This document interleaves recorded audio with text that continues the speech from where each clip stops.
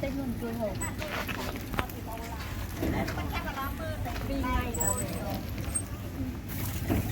mình cho ngày đang sinh nhật mấy nhưng tao về nó nhặt quay ra vào màu mẹ nó màu mén nơi vợ người ta đó nghe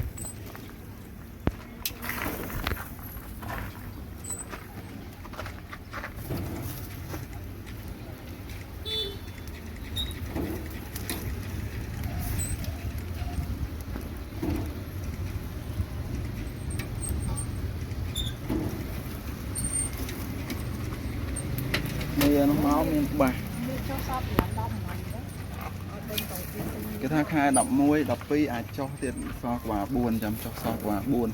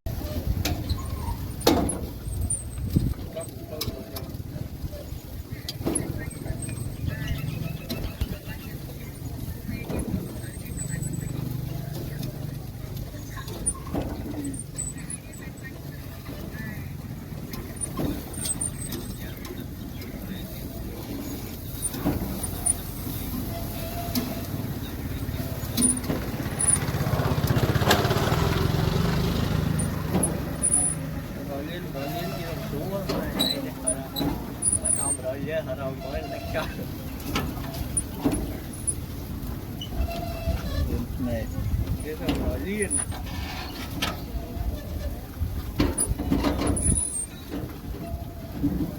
con rồi riêng quá rồi con rồi riêng khoái rồi đó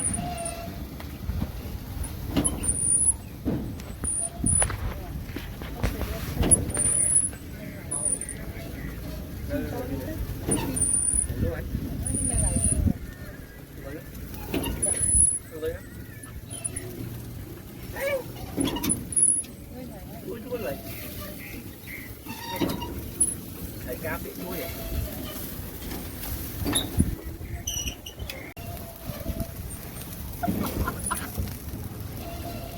Tao mà tao rồi cho từng luôn.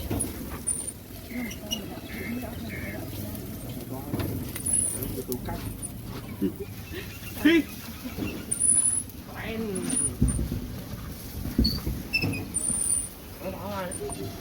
hoa đừng câu nữa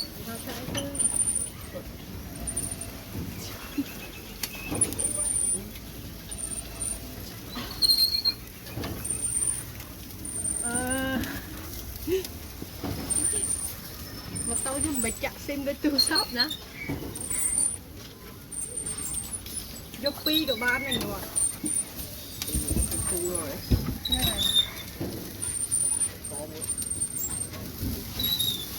Ghiền Mì Gõ để không bỏ lỡ những video hấp dẫn.